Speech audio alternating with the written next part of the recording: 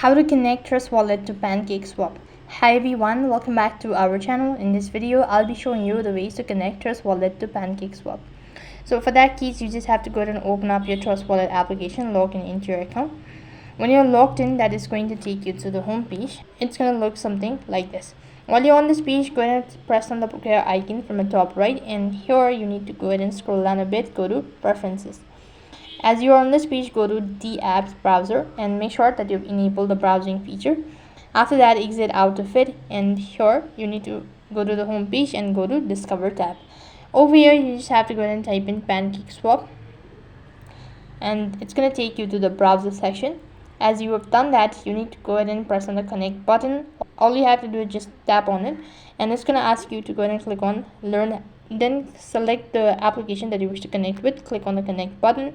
As you can see that you've successfully connected Trust Wallet to PancakeSwap. That is all for this video. I hope the video was helpful. Make sure to like, share and subscribe to our channel. Thank you for watching. See you in the next video.